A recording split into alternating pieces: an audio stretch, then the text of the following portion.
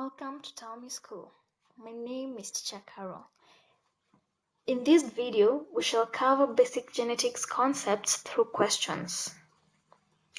Be attentive and have your book and pen ready. Also, remember to download Tell Me Biology book app from Play Store. It is the best biology KCSE study and revision book. Ever asked yourself why children look like their parents?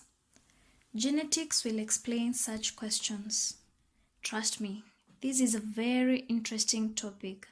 So, what is the correct definition of genetics? The correct definition of genetics is, it is a science which deals with the study and understanding of heredity and the variation of inherited characteristics. We shall look at some of these characteristics that we inherited from our parents. List at least 3 characteristics which are inherited. Parents pass on traits or characteristics to their children through their genes.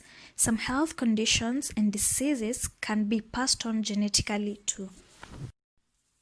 The characteristics that are inheritable include height or length, 2. Color or skin complexion, 3. Shape, and 4. Yield, especially in plants. Now you can figure out exactly what you inherited.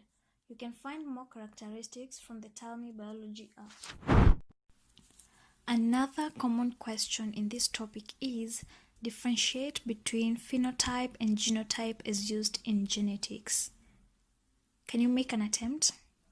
Can you think of any possible answers? Alright, let's check the answer. We define phenotype as the outward appearance of an organism, while genotype is the genetic constitution of an organism. For example, having blue eyes is a phenotype, while lacking the gene for brown eyes is a genotype. So if you got the answer correct, congratulations. Moving on to the next question. What does the diagram below represent? Does it look familiar? Here's a hint. It carries a code that instructs the cell about which kind of proteins it should make. This diagram is that of DNA, which stands for deoxyribonucleic acid. The next question requires a basic knowledge in genetics. State the structural differences between DNA and RNA. Note, it is the structural differences and not the functional differences. You can make an attempt from the images below. You can clearly see the difference in the answer below. 1. RNA has ribose sugar while DNA has deoxyribose sugar. 2. RNA has uracil as one of its bases, while DNA has thiamine as one of its bases. And 3. RNA has a single strand, while DNA has a double strand. We shall go deep into this later. Don't fear the topic, it's easy and interesting. The next question is a definition question. I know you're probably wondering why there are so many definitions in this topic. Well, the thing is, we are dealing with the introduction part, and we have to try and define all the terms that we are going to come across as we move through the topic in more depth. So here goes the question. Define the following terms. 1, we have trait. 2, we have gene. And 3, we have chromosome. We need to have a clear definition of what the terms are to enable us understand the complex concepts of genetics. Trait is a character of the organism. For example, type of ear, color of eyes, height, yield, etc. In other words, we can say a trait is a characteristic. Now, a gene is a section of DNA which codes the information of a protein controlling a specific characteristic of the organism. And a chromosome is a thread of DNA made up of genes. What is variation in genetics? Variation comes from the name vary, which means differ in size, amount, degree, or nature from something else of the general class. Now, having a rough idea of what variation is, can you define variation in genetics? The term variation can be defined as the range of differences between individual organisms. This variation occurs within the species.